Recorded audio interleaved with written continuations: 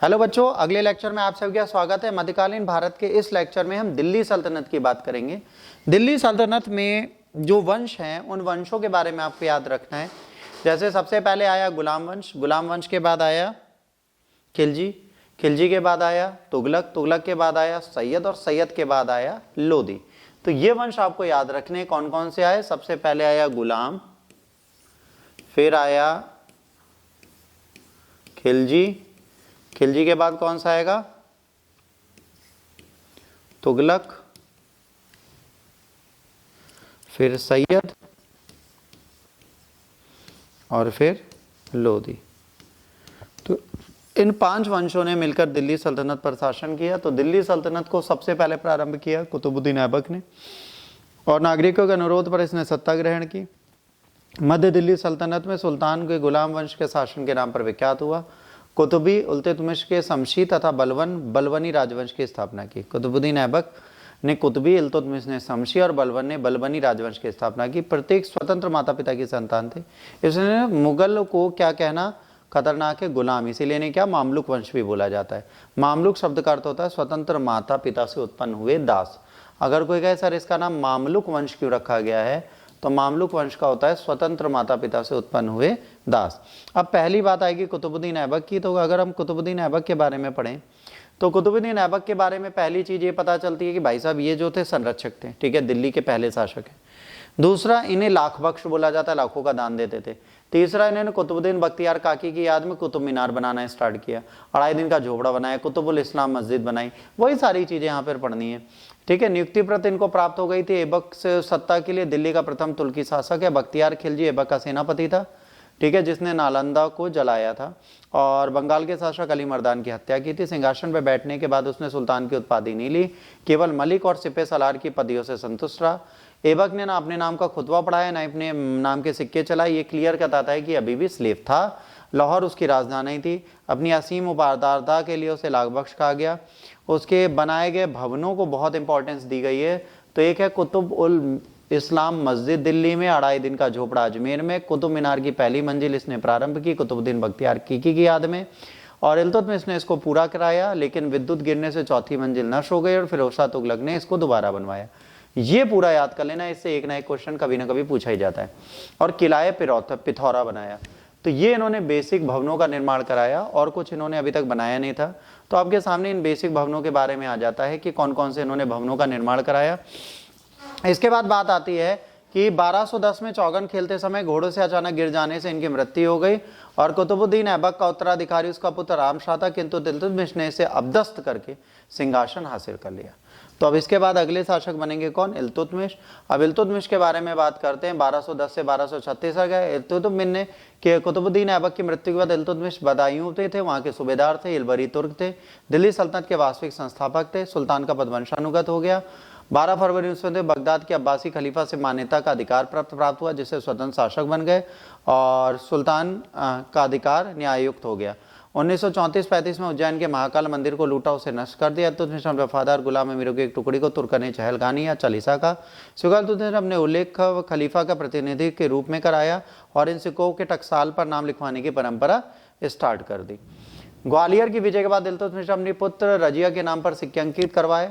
उसने मुद्रा में सुधार किया। पहला तुर्क शासक शुद्ध अरबी सिक्के चलाए और 2 महत्वपूर्ण सिक्के टंका और जीतल, टंका चांदी का होता था, जीतल तांबे का होता था, प्रारंभ किए। इक्ता प्रथा प्रारंभ की। इक्ता मतलब जमीनों को बांटना, इक्तेदार बोला जाता। लाहौर के स्थान पर दिल्ली राजधानी बनाई। उसने सुल्तान की सेना के निर्माण का विचार दिल्ली की सल्तनत को प्रदान किया और इल्तुतमिश ने इक्ता संस्था का प्रयोग किया, जो सामंतवादी की व्यवस्था को समाप्त करने, साम्राज्य के दूरस्थ भागों का केंद्र संयुक्त करने का एक साधन के रूप में था। निजामी के अनुसार ऐबक ने दिल्ली सल्तनत की रूपरेखा बारे से दिमागी खाका बनाया। इल्तुतमिश ने उसे एक व्यक्तित्व, एक पद, एक प्रेरणा और एक दिशा के शासक के रूप में एक विशेष शासक वर्ग बनाया। इसने कुतुब मीनार का निर्माण पूरा करवाया। उसने अपना उत्तराधिकारी के रूप में ज्येष्ठ पुत्र का चयन की समान प्रथा को तोड़ दिया, अपनी पुत्री को बनाया, किंतु इल्तुतमिश की मृत्यु के बाद तुर्की अरबों ने उसके पुत्र रुकनुद्दीन को गद्दी पर बैठाया। रुकनुद्दीन उसकी मां शाह कुरकान के हाथों में वास्तविक सत्ता थी। जन समूह द्वारा रजिया ने इसे अपदस्थ कर दिया और दिल्ली सल्तनत में और मध्यकालीन भारत की पहली और अंतिम महिला शासिका बन गई। रजिया के काल में राजतंत्र और तुर्की सरदारों के बीच में संघर्ष प्रारंभ हो गया। अब यह संघर्ष बहुत खतरनाक चला और यहीं से इसकी चीजें बदली।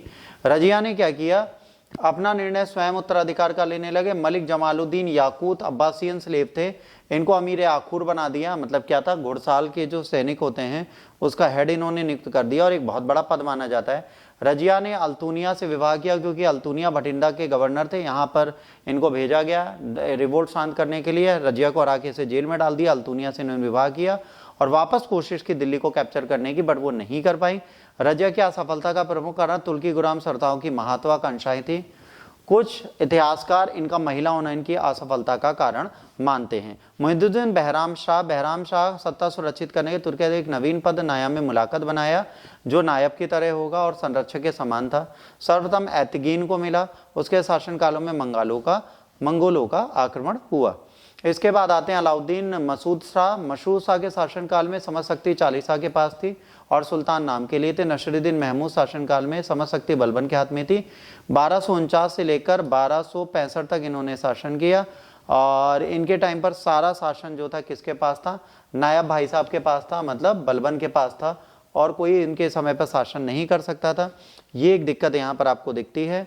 और 1246 से अब ये जो है ये काम कर रहे हैं और ये लगातार काम करते रहेंगे। बलबन ने अपनी बेटी का भी विवाह इनसे करा दिया और मिनाज और सिराज ने तबाके नासिरी नसरुद्दीन महमूद को ही समर्पित किए। उसके शासनकाल के मुख्य काजी पद पर थे। नसरुद्दीन महमूद की मृत्यु के बाद बलबन ने स्वयं को सुल्तान घोषित कर दिया और बलबन अब बन गया वास्तविक शासक। बलबन 1265 से 1287 तक बैठता है। व्यक्ति था, सुल्तान ना होते हुए भी सुल्तान के छत्र का उपयोग करता था। पहला शासक था। सुल्तान के पदाधिकारियों को विस्तृत रूप से विचार प्रकट किए। सुल्तान की परिषदों की स्थापना, रक्त और लौह ब्रेड एंड आयरन की नीति बनाई। राजस्व को सुधारा। ठीक है, इसने क्या किया, राजस्व के लिए दिल्ली सल्तनत में लागू किया। बलबन ने दो प्रमुख विशेषताएं थी। सुल्तान पर ईश्वर द्वारा प्रदान किया हुआ है, सुल्तान निरंकुश होना चाहिए। उसके अनुसार सुल्तान प्रतिपक्ष का प्रतिनिधि, उसके स्थान पर केवल पैगंबर के पश्चात है।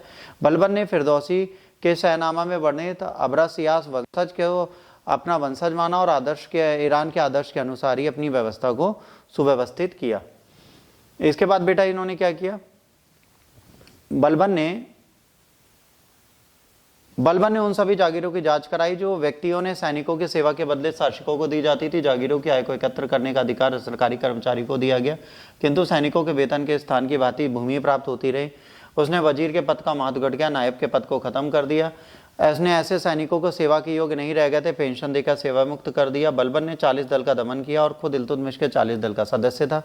इसने गुप्तचर विभाग बरीद का स्थापना की और सफलता का मुख्य श्रेय उसके गुप्तचर विभाग को था। गुप्तचर विभाग की स्थापना सामंतों की गतिविधियों की निगरानी करने हेतु की गई। उस मंगोलों का मुकाबला करने के लिए उसने दीवाने अर्ज नामक विभाग की स्थापना की।